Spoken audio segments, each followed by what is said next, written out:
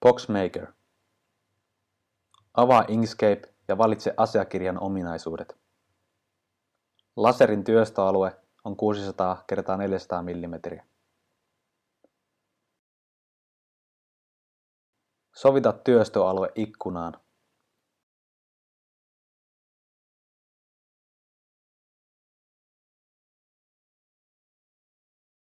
Voit piirtää kannellisia laatikoita Boxmaker-laajennuksen avulla. Voit valita mittayksikön, sisä- tai ulkomitat, laatikon mitat,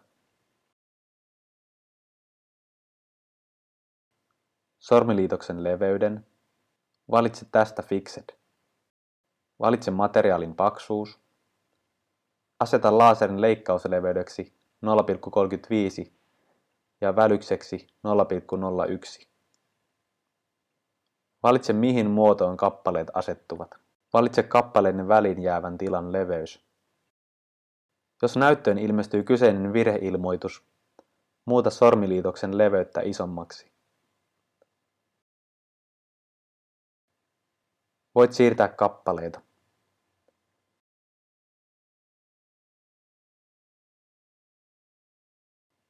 Tallenna tiedosto PDF-muotoon.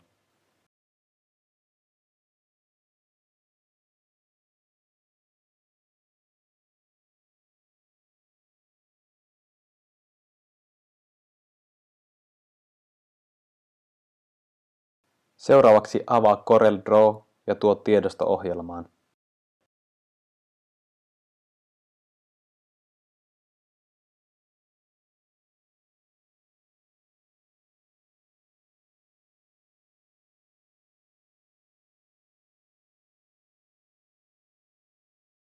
Klikkaa hiirellä siihen kohtaan, johon haluat tiedoston asettuvan.